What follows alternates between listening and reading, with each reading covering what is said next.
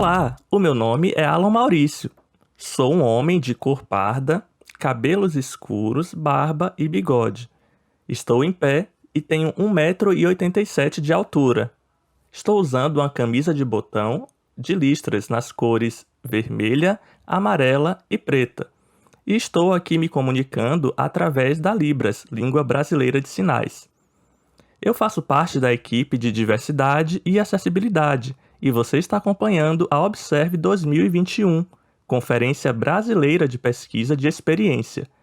A seguir, a gente assiste a palestra da Bárbara Vilar sobre as habilidades interpessoais necessárias para a pessoa pesquisadora. Bárbara tem mais de 10 anos de experiência no mercado digital e, atualmente, ela é responsável pelo Centro de Expertise de UX Design de Serviço da Natura &Co Latam, área que ela mesma iniciou em 2013. Além disso, a Bárbara é professora de design no MBA da FIAP e integrante do júri do Brasil Design Award. Ela acompanha de perto os desafios profissionais de entusiastas e atuantes no mercado de pesquisa e design de experiência. Ao final da exibição da palestra, teremos um bate-papo ao vivo com a Bárbara para perguntas e respostas. Com vocês, Bárbara Vilar. Olá, meu nome é Bárbara Vilar, sou uma mulher branca de 36 anos, me encontro numa posição sentada com uma parede cinza neutra atrás de mim, visto uma blusa preta, meus cabelos são castanhos, assim como meus olhos. É um prazer estar aqui, poder me apresentar para vocês e falar um pouco sobre habilidades interpessoais para as pessoas pesquisadoras. Falando um pouquinho sobre o meu conhecimento, sobre a minha formação e o porquê eu estou falando sobre esse tema aqui no Observe 2021.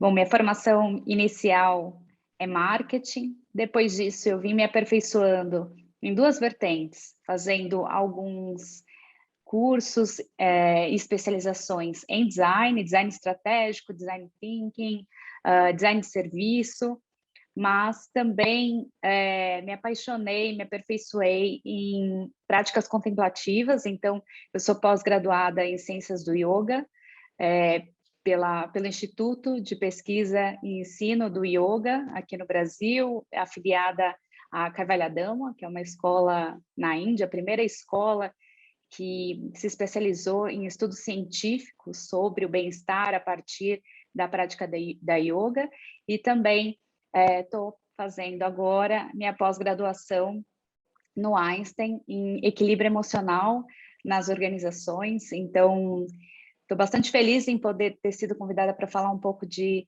habilidades interpessoais, que são as conhecidas soft skills, né? Então, soft skills é um termo em inglês para falar sobre aquelas habilidades que nós aprendemos como habilidades humanas, sobre relações principalmente. Então, é sobre isso que eu vou falar com vocês hoje. E aí, dando um pouco de contexto ainda sobre a minha história, atualmente eu sou Head de UX e Design de Serviço na Natura &Co Latinoamérica. Passei pelo mercado financeiro, por agências, e agora numa grande organização tenho aí a honra de trabalhar com uma equipe incrível. Nós somos um pouco mais de 50 designers, mas com um time dedicado à pesquisa, então alguns deles estão aqui também palestrando e participando, assim como vocês, desses conteúdos incríveis do Observe 2021. Vou mostrar um pouquinho para vocês, então, o que efetivamente eu vim falar, né, sobre habilidades interpessoais. Já falei um pouquinho sobre mim, mas gostaria que vocês pudessem, e se quisessem, me adicionassem nas redes sociais para a gente continuar essa conversa. Então, no LinkedIn é a melhor forma de se conectar comigo, então linkedin.com/in/Bárbara Vilar, para quem quiser aí continuar essa conversa após o nosso momento juntos aqui nessa palestra. Bom, e eu quero contar para vocês o seguinte: se qualquer pessoa hoje buscar habilidades interpessoais no Google e olhar para as imagens, vão dar de cara com esse gráfico. Esse gráfico mostra que 85% do sucesso da carreira de uma pessoa depende das habilidades pessoais. E se a gente está falando de uma fatia tão grande, ou seja, 85%, depende muito mais do que você se desenvolve do ponto de vista humano, é mais importante do que aquelas que a gente desenvolve ou busca se desenvolver do que são chamadas as hard skills ou as competências técnicas. Então, esse realmente é um tema que me traz bastante responsabilidade aqui na fala, mas eu gostaria que vocês começassem a compreender um pouco desse contexto, o quão é importante nos conhecermos, né? Trabalhar o autoconhecimento, conhecer quais são as nossas vantagens e as nossas desvantagens, e aí no final da nossa fala eu vou contar um pouco de como é que a gente pode, então, desenvolver a parte das habilidades interpessoais ou aquelas conhecidas como habilidades humanas.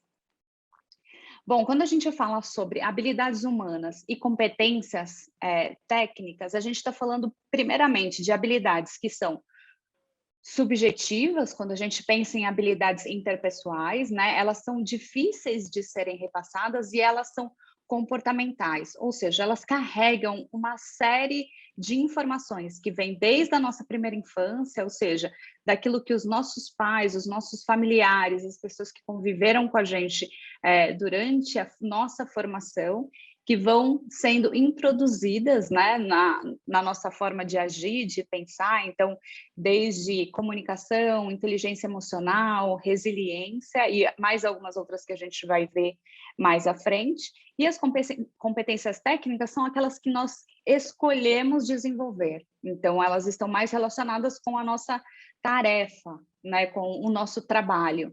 Então, elas são, portanto, mais fáceis de ser quantificáveis, né? E existe uma receita de bolo para seguir, para que, de fato, a gente consiga trabalhar elas. Então, a gente está falando aqui de como elaborar uma boa pesquisa, como fazer uma boa análise, como ser um designer de interface, um designer de produto, como programar um aplicativo. Então, aqui a gente está falando de competências extremamente técnicas e que a gente aprende do ponto de vista técnico, teórico, e que é a maior parte da nossa dedicação profissional normalmente está nesse lado, né, no lado das competências técnicas.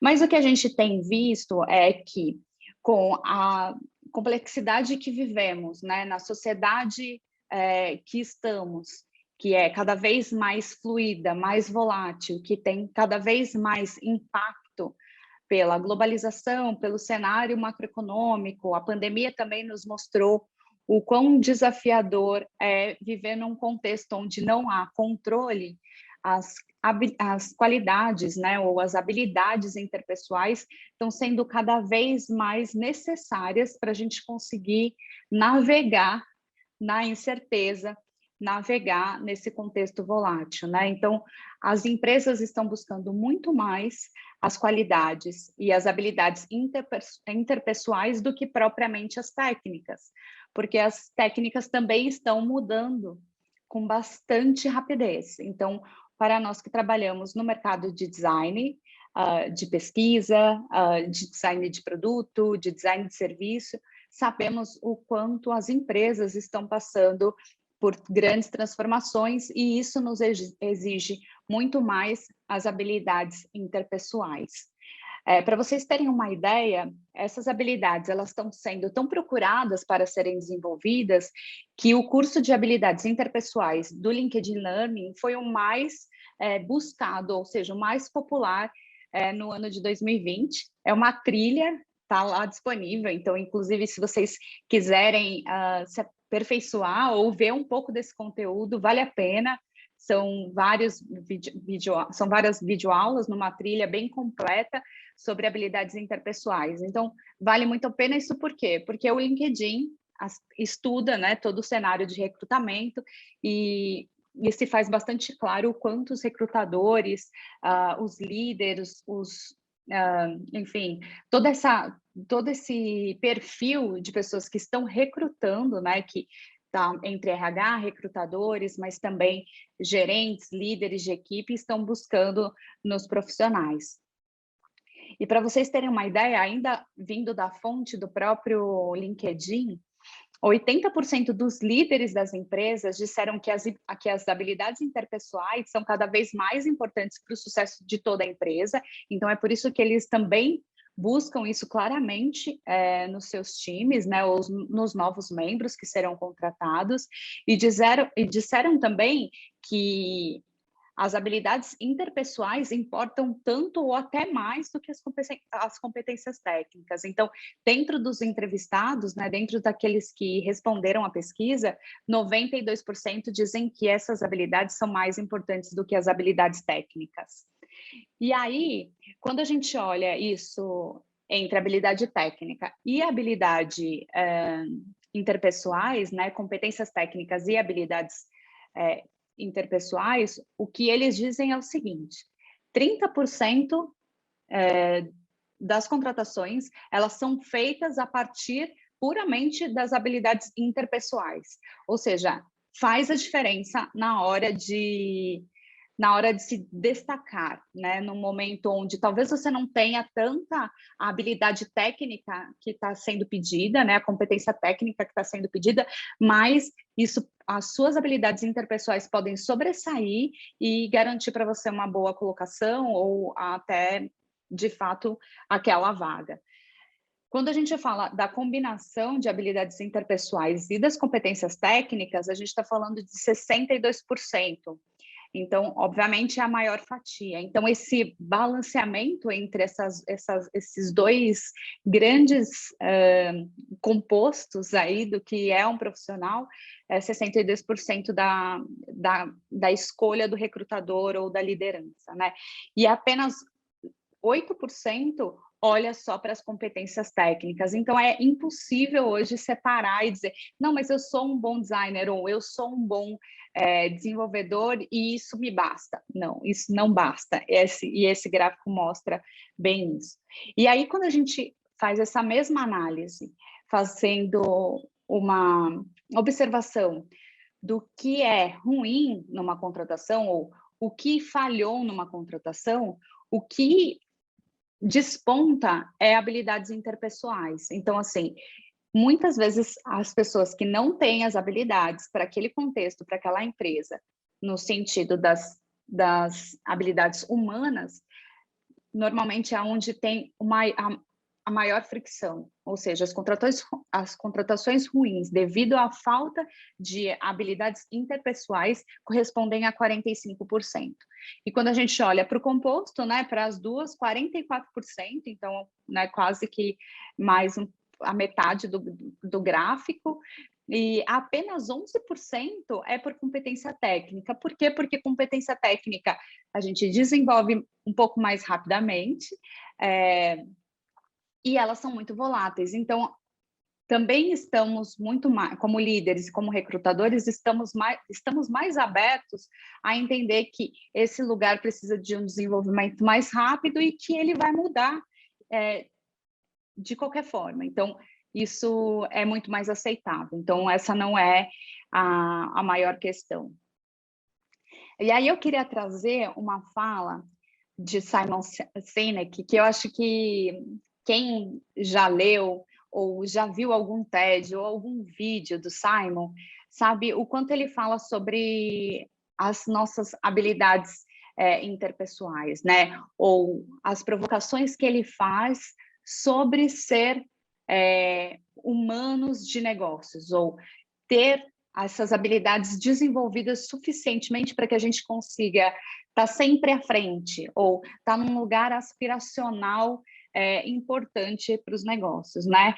Então, eu trouxe aqui a frase em inglês, que foi a original, mas trago também ela em português, e ele fala o seguinte, e aqui eu destaquei os soft skills, porque é assim que normalmente a gente escuta, né, ser falado sobre habilidades interpessoais, mas o que ele fala é que ele rejeita a ideia da gente chamar as habilidades interpessoais de soft skills, porque não existe nada soft com relação a isso, ou não há nada que seja suave quando a gente fala sobre as habilidades interpessoais, né? Porque nós temos tanto as competências técnicas quanto as habilidades humanas. Mas o que a gente precisa, no contexto atual e dentro das organizações, é de habilidades cada vez mais humanas, né? É que a gente possa ter um olhar mais ampliado sobre as relações, sobre o impacto dos negócios, enfim. Então, achei importante trazer isso, justamente para a gente entender o que é mesmo esse tal de soft skills, mas essa visão mais ampliada do Simon e que eu particularmente concordo muito. Mas vamos falar então sobre as habilidades interpessoais e agora no nosso contexto, no contexto de pesquisa, porque afinal de contas já entendemos contextualmente que é realmente um tema bastante importante. Eu fui fazer uma busca para entender quando as pessoas olham para a descrição de cargo, descrição de posto de uma pessoa pesquisadora em experiência do usuário, o que mesmo ela espera. E aí eu me deparei com esse quadro da Nielsen, e como a Nielsen é uma excelente referência para todos nós, eu fui entender o que eles haviam colocado ali. Então, esse quadro está em inglês, porque eu peguei o original, mas basicamente ele está falando assim, que as competências, as maiores competências, ou a top competências, está em pesquisa, né? Redação, falar em público. São todas competências técnicas e que podem ser desenvolvidas, certo? Aí depois ela fala que tem uma desejada, né? Uma competência desejada para o ex-research ou a pessoa pesquisadora, que é o design visual. Porque a gente sabe o quanto é importante ter uma boa síntese da nossa pesquisa e visualmente ajuda muito do ponto de vista cognitivo para quem está vendo esse resultado, né? Ou seja, para quem não necessariamente participou de todo o processo de pesquisa como um pesquisador, mas a gente sabe que isso ajuda muito no processo de comunicação. E aí fala que quais são as atividades regulares, né, da pessoa pesquisadora em experiência do usuário, que é fazer testes qualitativos de usabilidade, fazer as entrevistas, né, fazer os estudos ou os grupos de escuta, fazer as pesquisas em si, né? E aí fala um pouco sobre o que espera do background desse profissional, ou quais são as áreas de estudo que esse profissional se especializou, né? Então, fala sobre sociologia, psicologia, fala sobre antropologia, e, obviamente, são todas essas disciplinas que trabalham a parte mais humana, ou o estudo das habilidades interpessoais, né? Principalmente quando a gente fala de psicologia, por exemplo, ou antropologia. Mas em nenhum momento nesse quadro fala da importância das habilidades interpessoais, apesar da gente saber que, obviamente, é muito importante, e talvez se eu perguntar para qualquer um de vocês aqui qual é a habilidade interpessoal mais importante de um pesquisador, talvez o que vocês vão me trazer aqui é empatia, óbvio, porque a gente precisa entrar nesse lugar de se sentir como outro, ou perceber de forma genuína o outro, para entender quais são essas dores, quais são as problemáticas, justamente porque é isso que a gente está tentando descobrir no momento que a gente está fazendo uma pesquisa. Mas eu não fiquei muito satisfeita com o quadro da Nielsen, porque eu falei, bom, não falamos aqui sobre as habilidades interpessoais de uma pessoa pesquisadora. Então, eu achei, num descritivo de um curso da Berkeley, sobre o X-Research, ou seja, sobre um curso para pessoas pesquisadoras em UX, falando o seguinte, que as habilidades com software, ou seja, com programas de computador, aptidão para pesquisa, eles são importantes, mas eles só te levarão para um determinado estágio da sua profissão, né? Que as habilidades básicas, aquelas que nos ajudam a ser um bom membro de equipe, ou seja, trabalhar de forma colaborativa, trabalhar, né, em conjunto, elas talvez são vistas com uma capacidade técnica de nicho, ou seja, com algum lugar que já te coloca posição um pouco mais especial com relação ao seu desempenho, né? Visto por quê? Porque visto que aprender e ouvir os usuários é o cerne da experiência do usuário, né? Então, quando você desenvolve a sua empatia, a sua capacidade de comunicação, quando você se coloca num lugar de menos julgamento, ou seja, de manter a mente aberta, de curiosidade, né? E abrir mão das suas próprias opiniões, abrir mão das suas próprias crenças e tudo que a gente vem trazendo desde a nossa primeira infância, na nossa mochila da vida, é super importante para que a gente seja, então, um profissional de pesquisa num contexto bastante empático, de atenção plena, de escuta ativa, esteja, né, num lugar de percepção que pode ser muito mais útil para a nossa competência e para a nossa carreira do que propriamente só a parte técnica. É lógico que tem muita técnica para aprender todas essas coisas ou para desenvolver todas essas coisas, mas é aqui que a Becky colocou como o destaque, vamos dizer assim. Então, eu gostei, por isso que eu trouxe essa referência aqui para vocês, porque eles abordaram isso na própria descrição do curso. E aí eu separei aqui as competências, né, que foram citadas pela Nielsen. Então, pesquisa, redação, visual design, mas eu incluí mais algumas, né? Então, a gente tem a habilidade de fazer um mapeamento das experiências, criar as personas, falar em público, né? Afinal de contas, depois que a gente faz a pesquisa e consegue sintetizar e tem ali grandes achados, a gente precisa contar isso para a empresa toda, para as outras equipes, influenciar para que as equipes possam se beneficiar do que foi descoberto, executar os testes com usuários, fazer as entrevistas, facilitar workshops.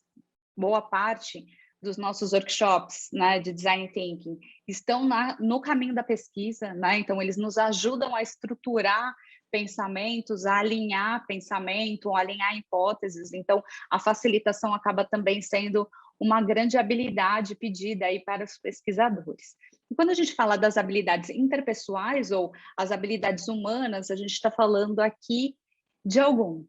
E aí eu trouxe o pensamento sistêmico, a empatia, a colaboração, a escuta ativa, a comunicação, a persuasão na comunicação, a curiosidade, a criatividade, a confiança e a perspectiva. Então, essas aqui, ao meu ver, né, aí quando eu olho para a minha carreira, olho para aquilo que eu precisei desenvolver e ainda desenvolvo, porque nem de longe eu estou perfeita em nenhuma delas, acho que até o último dia de vida a gente ainda está desenvolvendo todas as nossas habilidades humanas, mas com certeza são essas aqui que eu pincelei aqui para vocês e vou dar um pouco mais de detalhe do porquê que foram essas as minhas escolhas para as pessoas pesquisadoras. Então, acho que o mais importante é aqui, se você ainda está se questionando, tá, o que eu preciso para dar meu próximo passo, ou o que eu preciso para melhorar, para que eu possa me destacar perante ao mercado que tem buscado cada vez mais, né, pessoas pesquisadoras em experiência do usuário, mas que está fazendo isso já num formato de escalabilidade, para trabalhar uma operação maior, com mais pesquisadores trocando. Então, onde é mesmo que eu preciso me desenvolver? Então, essas aqui são algumas que eu selecionei e que eu vou explorar um pouquinho. Então, basicamente, algumas aqui eu agrupei. Por quê? Porque eu acredito que não há empatia sem escuta ativa. Então, nós vamos falar um pouco de ambas. Não há confiança sem perspectiva.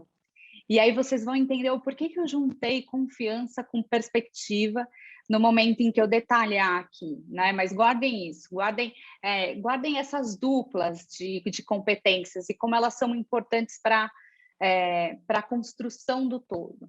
Colaboração e trabalho em equipe. Então, nem sempre nós somos colaborativos e sabemos trabalhar em equipe, uma ajuda a outra, né? E nem sempre a gente que sabe trabalhar em equipe é colaborativo, e aí eu vou falar um pouco sobre isso. A gente está falando de um olhar um pouco mais ampliado com relação a stakeholders, ou de pessoas dentro da companhia ou dentro da empresa, que não necessariamente são as pessoas diretas do seu time, né? Então, a gente está falando de uma camada um pouco mais ampliada de articulação dentro de um cenário de uma organização, comunicação e persuasão.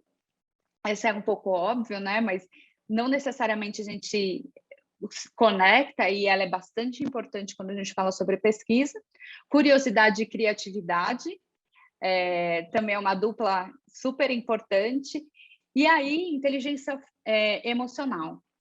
Depois que a gente percorrer por cada um desses blocos, te garanto que se você deu check, ou que você está indo bem em boa parte dessas habilidades, ou se você está disposto a desenvolver cada uma delas, com certeza, quando chegar lá em inteligência emocional, você já fez boa parte do processo nesse sentido. Então, quando a gente fala de empatia dentro da pesquisa, né, ou dentro da habilidade importante para o pesquisador, apesar de parecer óbvio e de todo mundo falar sobre isso, o que a gente precisa ter claro é que no momento em que a gente estabelece um processo de não, eu sou empático, isso é o mínimo que esperam de mim como designer ou como pesquisador de design, tem toda razão, mas existe uma autorreflexão, ou seja, um autoconhecimento de entender tudo que vem na sua bagagem familiar, na sua bagagem de contexto, tudo aquilo que você viveu, que pode gerar vieses inconscientes. Então, por mais que você se coloque nesse lugar ativo de empatia, é importante ter bastante claro o tempo todo de que o contexto é enorme, eu jamais vou saber tudo sobre todas as pessoas ou sobre todos os assuntos. Então, quando eu me coloco nesse lugar, eu me coloco num lugar de abertura, né? E uma vez que eu conheço quais são as minhas crenças, os meus valores, eu posso também, de alguma forma, dominá-los, né, mentalmente, para que nenhum desses fatores enviesem o resultado da pesquisa ou o meu interesse em ter uma empatia ativa, genuína, no momento que eu estou fazendo a pesquisa, né? Então, considerar isso é muito importante. Então, por isso que eu falo sempre sobre o trabalho de autoconhecimento. Então, quais são os meus valores, quais foram as histórias que me guiaram até aqui, mas que, de alguma forma, acrescentaram camadas, ou seja, lentes, que podem me impedir de ter uma visão real daquilo que está acontecendo.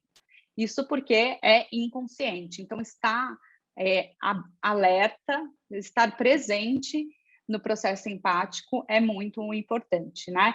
E ainda sobre empatia, é muito importante que a gente seja empático no nosso espectro 360 graus, que a gente se coloque nesse lugar de empatia, que a gente normalmente faz esse exercício com o usuário final, com a pessoa que está ali sendo entrevistada, mas que a gente faça isso também com os nossos colegas de equipe, né, para que a gente possa também entender que dentro de um time multidisciplinar há interesses distintos, né, sobre o projeto, sobre aquele produto, tem uma camada também de autoria, né? Então, uma vez que eu sou o designer de interface, eu sou o designer de produto, ou sou o desenvolvedor, eu coloquei investi tempo, esforço, e de repente o pesquisador me traz um monte de crítica, um monte de questões. Então, entenda também, seja empático também com o seu colega, para que vocês consigam estabelecer uma boa relação. É muito importante que esse processo de empatia seja amplo, suficiente para que você consiga transitar, né, bem nessas conversas, consiga estabelecer uma relação de confiança com o time multidisciplinar, né? E quando a gente fala sobre empatia e escutativa, a gente sabe que, nesse caso, a escutativa é uma das habilidades mais importantes para o processo empático. Uma vez que eu abro mão dos meus valores, propósitos e tudo que eu carrego para escutar genuinamente alguém, e eu só estou ali, só estou fazendo isso, eu começo a estabelecer um ambiente, mesmo que invisível, mas uma atmosfera de confiança. Isso faz com que a conexão entre as pessoas flua muito melhor, né? Então, fazer aquele momento em que eu estou aqui genuinamente para te escutar, nada do que eu sei, nada do que eu já vivi, nada do que eu penso importa agora. Importa o que você está dizendo. E isso faz toda a diferença no processo de escuta, né? E com certeza, sem sombra de dúvidas, num ambiente de pesquisa, né? Então, como eu disse, a escutativa é um excelente exercício para ser feito. Existem formas de fazer isso, testes para você fazer isso, né? Então, você pode escutar uma história de um amigo de forma bastante genuína, ali escutar e depois contar o que você escutou para o seu amigo, por exemplo, para ele dizer, foi exatamente isso que eu disse, ou não, talvez você tenha se confundido, porque o que nos confunde normalmente é a nossa mente que começa a fazer muitas associações no momento em que vem uma história. Então, você se recorda de alguma coisa que aconteceu, alguma coisa que você viu na televisão, num seriado, enfim, você já começa a estabelecer uma série de conexões, a mente faz isso, e faz isso por pura sobrevivência, o cérebro quer evitar gastar energia à toa, então ele já faz essas conexões, e aí você começa a entrar num processo ou de julgamento ou de se precipitar, ou seja, de tentar adivinhar o que a pessoa tem a dizer. E é justamente nesse lugar que a gente não quer entrar. Então, deixar com que esse diálogo interno que acontece com a mente para lá e estar totalmente focado no que o outro tem a dizer é essencial para estabelecer esse ambiente de confiança. E aí, falando de confiança, a gente vai falar de um lugar sobre confiança e perspectiva do profissional, né? Então, a habilidade da confiança está num lugar muito importante para o pesquisador. Por quê? Porque a gente se coloca nesse lugar de escutativa, de entender as problemáticas, né? De trazer tudo aquilo que o usuário percebe, sente, expressa sobre o produto, sobre o serviço.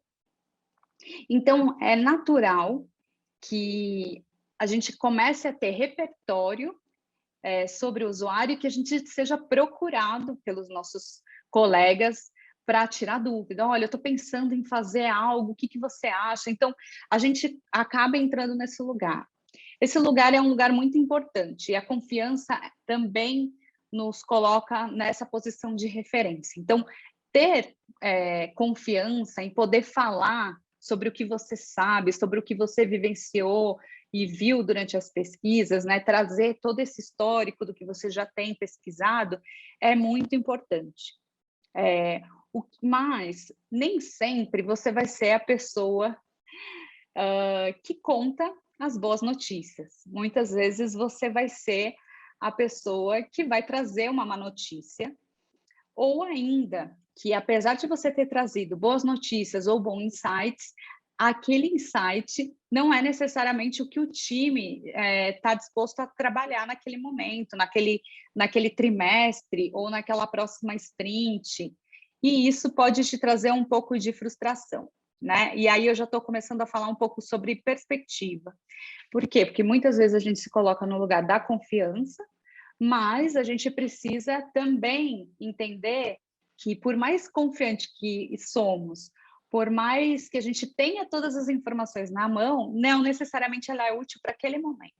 E aí a gente vai precisar trabalhar a perspectiva de buscar uma motivação para que, quando a equipe não necessariamente aderiu àquilo que você trouxe, a gente continuar buscando mais informações e reformulando o nosso estudo ou acrescentando embasamentos ao nosso estudo para que a gente comece novamente a história da persuasão, né? Ou trazer de volta o time para olhar para aquele achado, para olhar para aquele insight num lugar muito mais de perspectiva do que propriamente de execução ou de resolução assim que a pesquisa volta, né? Então, trabalhar esses dois é um equilíbrio, né? Entre você ter confiança suficiente para que você seja uma referência de quem traz a informação, né? E que é uma informação com base em pesquisa, escuta, triangulação de resultados qualitativos e quantitativos,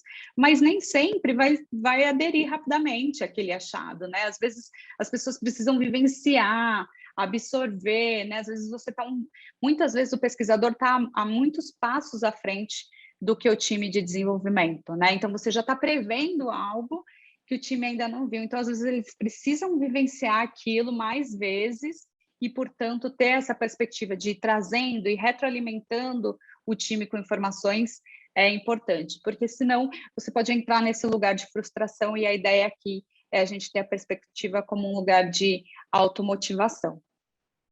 E aí, obviamente, entra uma habilidade super importante que é o trabalho em equipe e a colaboração nesse lugar, né? Então,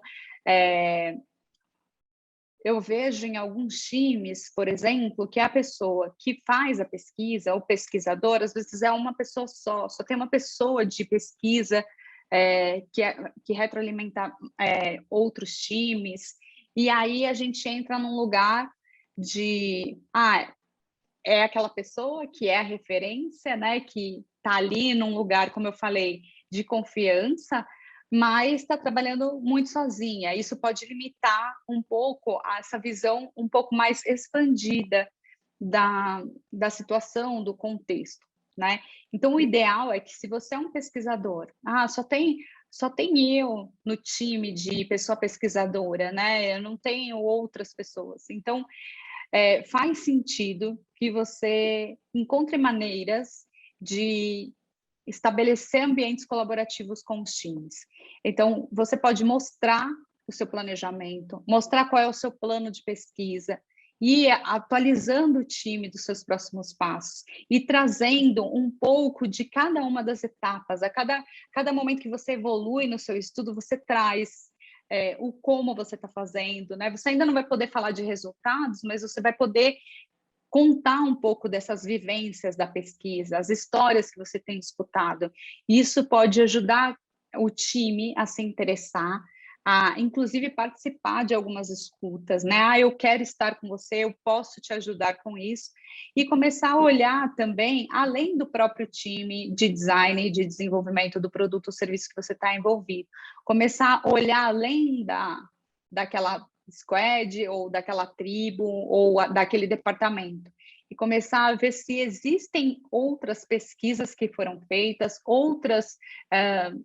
outros dados que podem ser utilizados para que você, de fato, comece a conectar pontos, né? Estabelecer pontes para que você triangule melhor as informações que você tem. Então, isso pode ajudar, inclusive, na robustez da sua análise, na robustez da sua pesquisa. E, obviamente, trabalhar ainda mais, com um olhar ainda mais ampliado, né? Então, outros times também podem começar a se beneficiar do seu trabalho. Isso começa a ajudar nesse poder de articulação, além do time que você está dedicado, né? Então, triangular sua pesquisa com escutas de mídia social, com escutas do próprio canal de atendimento, saque, ou outras pesquisas de satisfação. Então, é bem importante que você faça essa visão ampliada. Inclusive, você pode fazer isso no próprio planejamento, durante o processo de desk research, para que você, né, ou as pesquisas que são preliminares ao seu estudo em si, para que você comece a estabelecer essas conexões. E aí, quando a gente fala sobre comunicação e persuasão, eu trouxe junto, né, eu falei isso inicialmente na fala, a pesquisa e a síntese, né, o resultado dessa pesquisa, ela é muito importante quando ela é útil, quando ela é acessada, quando ela é utilizada ou quando ela é acionável, né? Eu costumo dizer que muitas vezes a gente faz muita pesquisa e aí ela vira uma apresentação em PowerPoint muito boa, mas que ninguém acessa, ninguém olha, ninguém se conecta, ninguém vê o que foi discutido nos workshops, por exemplo, ninguém vai acessar aquele Miro de novo. E aí a gente fala, poxa, né, a gente fez um trabalho enorme, descobriu uma série de coisas, tem um monte de insight, tem um monte de oportunidades, e aí? Então, assim, é muito importante que você desenvolva a sua capacidade de persuasão e de comunicação, para você contar o que você descobriu, poder se tornar um narrador dessas histórias que foram ouvidas durante o processo de pesquisa e as pessoas consigam, então, se conectar com aquilo que você está trazendo. É muito mais fácil para o time de desenvolvimento, de produto, designers, desenvolvedores, product owners, se conectar a partir de uma fala narrativa do que acessar um documento de forma assíncrona e tentar ali fazer as conexões ou fazer a análise. Então, a capacidade de contar essas histórias é muito importante. Ah, mas eu tenho dificuldade de falar em público. Vou te dizer que talvez a maior parte das pessoas tenha. Eu mesmo tenho, mas a gente vai se desenvolvendo com o tempo. E como eu disse, o lugar do narrador, ele te coloca num lugar onde você precisa conhecer a história. E ninguém melhor que o pesquisador que fez as entrevistas, que fez as análises, que chegou na síntese e nos resultados para contar aquela história, porque ele vivenciou tudo desde o planejamento, todos os estudos prévios, todo o planejamento da pesquisa, para contar tudo isso que ele descobriu. Então, quando você se coloca nesse lugar de narrador dessa história, fica muito mais simples, você consegue ter confiança, porque ninguém melhor do que você para contar uma história, para contar essa história, certo? Então, assim, quando a gente fala sobre... E aí, quando a gente entra na parte de persuasão, a persuasão, o que ela faz? Ela te dá apoio para tornar essa narrativa mais embasada, ou seja, não é sobre a sua opinião pessoal, não é sobre o que você acha, mas é sobre o que você viu de forma qualitativa, cruzou com informações quantitativas. Então, tem alguns truques durante a pesquisa que você pode trazer. Aí a gente já está falando de competência técnica, mas isso vai te ajudar a se tornar mais confiante na hora de falar. Então, trazer dados, trazer vídeos, as falas das pessoas, as fotos, isso faz com que o espectador, a pessoa que está vendo a sua apresentação, se conecte. Também a gente estabelece uma parte de empatia, né? Porque a pessoa está escutando não só da sua voz, mas sim do usuário, o que ele pensa sobre aquela situação, e aí a gente consegue mais efetividade no processo de persuasão. Então, aqui tem algumas dicas técnicas, mas que ajudam muito a gente ir se desenvolvendo nesse caminho. E aí, quando a gente fala sobre curiosidade e criatividade, a curiosidade é chave, assim como a empatia para o pesquisador, né? Então, o que eu percebo, e tenho conversado com algumas pessoas sobre pesquisa, é o pesquisador curioso, ou que faz muitas perguntas, muitas vezes ele já avisa, fala assim, olha, eu sou bastante curioso, como eu sou pesquisador, eu faço muita pergunta, então qualquer coisa, se eu estiver perguntando demais, você me fala. Então, a gente às vezes se coloca nesse lugar de, poxa, eu posso estar indo além, ou eu posso estar sendo um pouco inconveniente. Mas essa talvez é a melhor característica do pesquisador, se manter curioso, fazer boas perguntas, fazer as perguntas certas e entender que em determinadas situações é preciso fazer mais perguntas, é preciso aprofundar. Então, faça isso, mas faça isso nesse lugar de descoberta. E outra, e a mais importante, estenda isso também aos times, estenda isso aos seus colegas de trabalho, para que você consiga tirar deles dúvidas que realmente eles queiram, que a sua pesquisa ajude a esclarecer, e faça disso uma ferramenta de relacionamento com o time.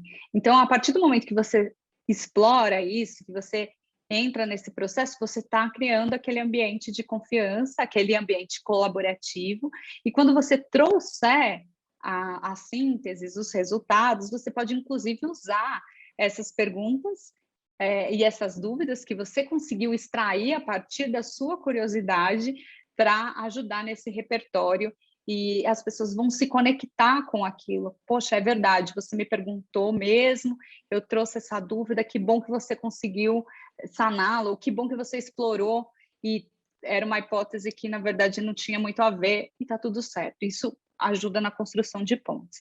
E quando a gente fala sobre curiosidade como fomento da criatividade, no momento em que a gente começa a se aprofundar nessas perguntas, vem cada vez mais desafios. E aí é nesse momento que a gente precisa ser criativo. Digo isso por quê? Porque essa não é uma habilidade interpessoal que é muito buscada, vamos dizer assim, num profissional de pesquisa. A criatividade é para o designer de produto, para o designer de interface, está num outro lugar, não está na nossa habilidade aqui, ou na nossa competência como pessoa pesquisadora. Aí é que você se engana.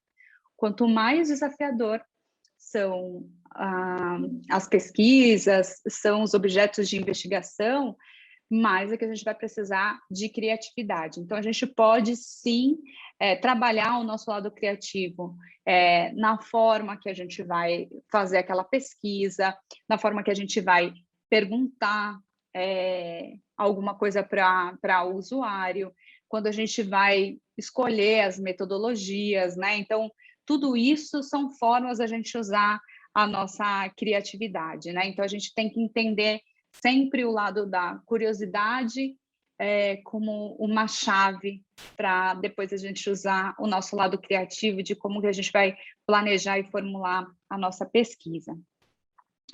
Bom, e aí se a gente chegou até aqui falando, não, eu já trabalho boa parte desses itens e está tudo certo, eu trabalho em equipe, eu sou super colaborativa, então você já deu um check na inteligência emocional. Quando você fala assim, mas eu sou uma pessoa super empática, eu tenho autoconhecimento, eu sou uma pessoa que evita julgamentos, etc. Outro check. Mas inteligência emocional, ela é uma das habilidades mais importantes e que as pessoas têm buscado cada vez mais, justamente pelo que a gente falou, né?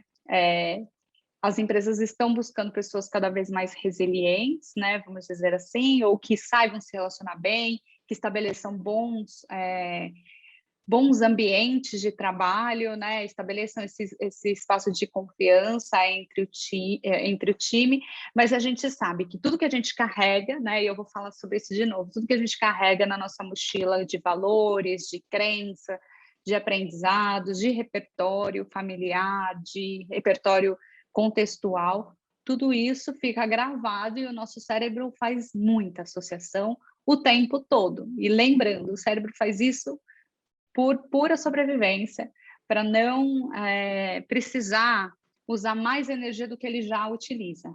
Então, o lado emocional, ele é muito rápido. Toda vez que a gente se dá conta de alguma situação, passa por um evento, o cérebro automaticamente aciona este lado emocional, essa base de dados emocionais que nós temos gravadas. E aí, que normalmente a gente, o quê? Reage. E é na reação que vem as nossas crenças, os nossos valores, né? Ou vem um lugar de sobrevivência, então, se eu discordo, eu realmente, naquele momento, eu já reajo. Então, conhecer essa base de dados emocionais, conhecer os eventos que construíram essa sua base é muito importante, né? Então, quando eu cito aqui, conhecer as próprias emoções, controlar as emoções e ter automotivação, eles são os 3 desses 5 pilares. Os outros 2 pilares seria ter uma boa relação interpessoal, né, colaborativa, e ter também a empatia. Então, conhecer as próprias emoções primeiro, conhecer as emoções, então nem sempre a gente conhece todas as emoções ou tem repertório, então conhecer quais são as emoções existentes, quais são as principais emoções, raiva, amor, desejo, conhecer quais são, e aí muitos de vocês já devem ter assistido divertidamente, mas é sempre bom rever e a partir desse repertório de conheço as minhas próprias emoções e quando eu conheço, eu passo a reconhecer e quando eu passo a reconhecer, eu consigo entender quais são os eventos, quais são os gatilhos que acionam essas emoções, e aí quando elas acionam, quais são as minhas reações, elas são positivas, elas são negativas. Se elas são negativas, o que eu preciso mudar no momento em que isso acontece, para que eu consiga alterar a minha base de dados, ou seja, eu consigo mudar o processo, o ciclo de base de dados, evento emocional, reação, e aí eu passo então a estabelecer um processo onde eu consigo controlar mais, porque eu consigo também retroalimentar o meu banco de dados, de informação, ou seja, aquela sacola cheia de valores, crenças, etc., com novos eventos, com novas situações onde eu consigo ir mudando os gatilhos. Então, por isso, esse é um processo muito importante, seja para uma pessoa pesquisadora, mas para todos os profissionais, todas as pessoas. E a automotivação para que a gente busque sempre um lado positivo da situação, ou o que eu aprendi com isso, o que eu aprendi com uma situação para que não volte a repetir, porque aquilo não me fez bem, isso me gerou uma série de complexidade depois, ou de situações em que eu tive que resolver, ou restabelecer um relacionamento que talvez possa ter sido rompido no momento de reação, né, às emoções. Então, ter automotivação nesse lugar. Sabemos também que automotivação é um movimento que agora, né, na situação atual de pandemia, tem sido cada vez mais difícil. Então, poxa, né, estamos vivendo um momento difícil, contexto de notícias, né, de a fragilidade de poder ficar doente, de alguém da família, um amigo, perder alguém. Então, a gente sabe que isso é algo que a gente tem que buscar internamente mesmo, porque o contexto externo é bastante desafiador, né? Então, está sempre buscando o lado positivo, mas de uma forma bastante coerente, né? Não estou falando de positividade tóxica, mas como é que eu busco motivação, vontade de fazer diferente, vontade de melhorar, de reaprender, buscar o tempo todo esse processo de deixar de lado aquilo que eu aprendi como certeza e saber que existe sempre possibilidade de aprender mais coisas, de aprender coisas novas, não só sobre habilidades interpessoais ou competências técnicas, mas sobre você mesmo, né, no processo de autoconhecimento. E aí, tudo bem, então, como eu faço mesmo para desenvolver todas essas habilidades interpessoais e chegar nesse estado maravilhoso de inteligência emocional? Bom, a gente está falando primeiro desses exercícios de autoconhecimento, né? Então, conhecer suas emoções, conhecer os valores, os propósitos. Então, se conhecer, né? Anotar situações, entender o que fez você reagir daquela forma e estar genuinamente interessado no processo de autoconhecimento, né? Existem práticas contemplativas também que você pode fazer para isso. Então, eu não falei inicialmente, mas eu sou facilitadora de mindfulness, faço isso já há 2 anos e agora com a pós-graduação em cultivo das emoções, né, do balanceamento das emoções, tenho aprendido muito sobre isso, e as práticas contemplativas não colocam nesse lugar de investigação. Então, o que eu acho, talvez a gente esteja com um pezinho lá, como pessoa pesquisadora, a gente já gosta muito do tema, já gosta de se aprofundar em comportamentos humanos, então por que não fazer nossa própria análise, fazer nossa própria investigação sobre quem somos nós, de onde a gente veio, quais são as nossas bases fundamentais de valores, propósitos e como isso pode ser melhorado naquilo que a gente entende que precisa ser melhorado, né? E aquilo que a gente pode cultivar a partir de um equilíbrio emocional, uma busca da felicidade genuína, que independe do contexto externo, está muito mais relacionado com eu comigo mesmo, né, com a minha automotivação. No segundo item, eu trouxe estabelecer a prática e a cultura de dar e receber feedbacks. Então, se colocar nesse lugar aberto de gostaria de te ouvir, como é que eu posso melhorar, ou como é que você viu a minha colocação nesse sentido. E aí podem ser feedbacks, não espere um one-on-one estruturado, né? Acho que a prática de pedir e dar feedbacks estabelece também essa relação de confiança e faz com que algumas coisas que você não percebe, mesmo nesse processo de exercício de autoconhecimento, possam vir à tona e você comece a entender quais são os seus padrões comportamentais que precisam ser fortalecidos e aqueles que precisam ser mudados, né? Ou precisam aí de desenvolvimento. E, por último, está aberto ao novo e aprendizado e a capacidade de desaprender aquilo que talvez já esteja muito arraigado, né? Então, a gente sabe que talvez seja até um clichê falar chega de certezas, né? Então, ser desse lugar de curioso, de poxa, será que é isso mesmo? Será que não tem outra perspectiva sobre esse mesmo assunto? Vamos descobrir.